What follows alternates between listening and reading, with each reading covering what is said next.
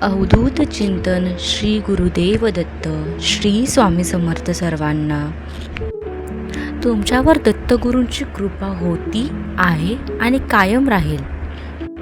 तुम्हाला आज रात्री दत्तगुरू स्वप्नात साक्षात दर्शन देतील. हे शीर्षक अगदी 100% सत्य आहे. तुम्हाला फक्त हा व्हिडिओ शेवटपर्यंत ऐकायचा आहे, बघायचा आहे. कोणीही अर्धवट व्हिडिओ सोडून जाऊ नये किंवा व्हिडिओ जराही स्किप करू नये, कारण ते शब्द कानावरून जाणे हे खूप महत्त्वाचे आहे. आज तुम्हाला मी जी कथा सांगणार आहे त्या कथेत इतकं सामर्थ्य व पुण्य आहे की तुम्हाला दत्तगुरूंचा साक्षात्कार झाल्यावाचून राहणार नाही. म्हणून हा व्हिडिओ सर्वांनी शेवटपर्यंत बघा, तरच तुम्हाला दत्तगुरूंचं दर्शन प्राप्त होईल. या व्हिडिओत पुढे जाण्यापूर्वी मी या दत्त परिवाराच्या वतीने श्री दत्तगुरूंच्या पावन चरणी अशी प्रार्थना करते की तुमच्यावर आणि तुमच्या कुटुंबावर सदैव दत्तगुरूंची कृपा राहो आणि तुमचं इच्छित मनोरथ पूर्ण होऊन तुम्हाला निरोगी आरोग्य, सुख, शांती, समृद्धी, संपत्ती आणि समाधान प्राप्त होवो. हा श्री गुरुचरित्र ग्रंथातील 19वा अध्याय आहे.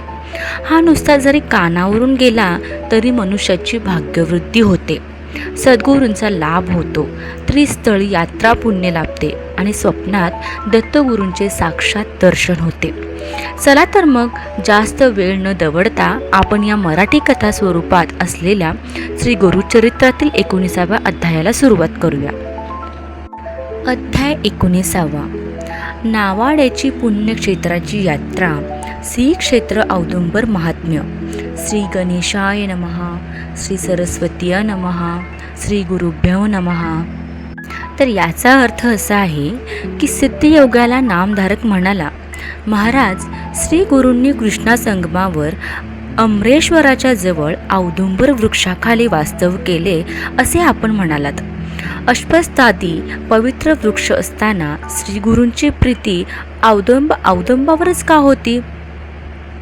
तर सिद्ध म्हणाला, विष्णूंनी पूर्वी नृसिंह अवतार घेऊन आपल्या नखांनी हिरण्यकशिपूचे पोट फाडून त्याचा वध केला. त्याच्या पोटात विष असल्यामुळे विष्णूच्या हाताच्या बोटांचा व नखांचा दाह होऊ लागला. उपचार म्हणून नृसिंहाने औदुंबराच्या फळामध्ये आपली नखे रोवली, तेव्हा तो दाह शमला. देवाचा क्रोधही कमी झाला. शांतता लाभल्याने नृसिंह व लक्ष्मीने औदुंबरास वर दिला. औदुंबरा, तुला जे पूज्य मानून तुझी सेवा करतील ते पापमुक्त होतील. त्यांच्या सर्व मनोकामना पूर्ण होतील. जपादी अनुष्ठाने तुझ्या छायेत केल्याने अनंतपट फलप्राप्ती होईल. तुझ्या सेवेने ब्रह्महत्यादी महादोषांचे निराकरण होईल. आम्ही दोघे तुझ्या समीप नित्य वास करू. श्री गुरु नृसिंह मंत्राचा नित्य जप करीत असत आणि त्या जपाने उग्रता येऊ नये म्हणून श्री गुरु औदुंबराखाली वास करीत असत. 64 योगिनींचा अमरेश्वरासनिध वास होता. रोज दुपारी त्या स्त्री रूपाने श्री गुरूंच्या दर्शनास येत. त्यांना आपला स्थानी देत. त्यांच्या पूजेचा नैवेद्याचा स्वीकार करून श्री गुरु परत औदुंबरापाशीच येत. एक नावाडी एकदा शेताची राखण करीत होता. योगिनी श्री गुरूंसमवेत नदीपाशी आल्या, तेव्हा प्रवाह दुभंगला. सर्वांनी आत प्रवेश करताच तो पूर्ववत झाला. काही वेळाने श्री गुरु त्यातून एकटेच बाहेर आले. ते पाहून त्या नावाड्याला मोठे आश्चर्य वाटले. त्यालाही श्री गुरूंविषयी कुतूहल वाटू लागले. मग दुसऱ्या दिवशी तो त्यांच्या मागोमाग प्रवाहात शिरला. तो एका दिव्य नगरात प्रवेशला. तेथील लोक आरती घेऊन श्री गुरूंच्या स्वागतासाठी आले. त्यांना त्याने दिव्य मंदिरात नेले. रत्नखचित सिंहासनावर बसवून त्यांची पूजा केली. त्यांना भोजन दिले. श्री गुरूंचे तेवढ्यात नावाड्याकडे लक्ष गेले. ते म्हणाले, तू येथे का आलास? नावाडी म्हणाला, स्वामी, आपल्या दर्शनासाठी मी सहज भावाने आलो आहे. आपल्या दर्शनाने मी धन्य झालो. माझ्यावर आपली कृपादृष्टी राहो एवढीच प्रार्थना आहे. त्याचा निष्कपट भाव पाहून श्री गुरु म्हणाले, नाविका, तू येथे आलास, येथील भक्तीचा सुख सोहळा पाहिलास, त्यामुळे तुझे दैन्य गेलेच म्हणून समज.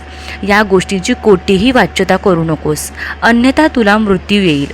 त्याला घेऊन श्री गुरु संगमावर आले. त्यांचा निरोप घेऊन नावाडी शेताकडे निघाला. त्याला त्याच्या मार्गामध्ये गुप्तधन सापडले. त्या धनाने त्याचे दरिद्र नष्ट झाले. हा नावाडी व त्याची पत्नी श्री गुरूंची नित्य सेवा करीत असत. नावाडी एके दिवशी श्री गुरूंना म्हणाला, स्वामी, माघ मासात प्रयागात स्नान करणे, काशी यात्रा करणे खूपच पुण्यप्रद मानले जाते. मी अडाणी आहे, हीन आहे, मला या गोष्टींचा कसा लाभ होणार? श्री गुरूंना त्याचा कळवळा आला. ते त्याला म्हणाले, अरे, कृष्णा पंचगंगेचा संगम असलेले हे स्थानच प्रयाग तीर्थ आहे. अमरेश्वराचे स्थान असलेले हे गाव काशी क्षेत्रच आहे. कोल्हापूरला दक्षिण गया म्हणतात. ज्यांना उत्तरेकडील काशी, गया, प्रयाग क्षेत्री जाता येत नाही, त्यांनी या त्रिस्थळाची यात्रा करावी. पण तुला ती क्षेत्रे समक्ष पाहायची आहेत ना? मग चल माझ्याबरोबर. नावाड्याला श्री गुरूंनी व्याघ्रचर्मावर आपल्या मागे बसवले. मग आपल्या योगशक्तीने त्याला क्षणार्धात प्रयाग क्षेत्री नेले. तेथे संगमावर स्नान करून मध्यान्ह समयी ते काशीस आले. तेथे गंगेत स्नान करून विश्वनाथाचे दर्शन घेतले. सायंकाळी गया क्षेत्री स्नान व दर्शन करून ते सूर्यास्ताला मुक्कामी परतले. अशा प्रकारे श्री गुरूंच्या कृपेने नावाड्याला 3 पुण्यक्षेत्रांची यात्रा घडली. श्री गुरूंची औदुंबर क्षेत्री खूपच कीर्ती झाली. अन्यत्र जाण्याचे ठरवून त्यांनी अमरेश्वराचा निरोप घेतला. तेव्हा 64 योगिनींना खूप दुःख झाले. श्री गुरु त्यांचे सांत्वन करून म्हणाले, मी लौकिकार्थाने पूर्वेकडे जात असलो तरी सूक्ष्म रूपाने येथे राहणार आहे.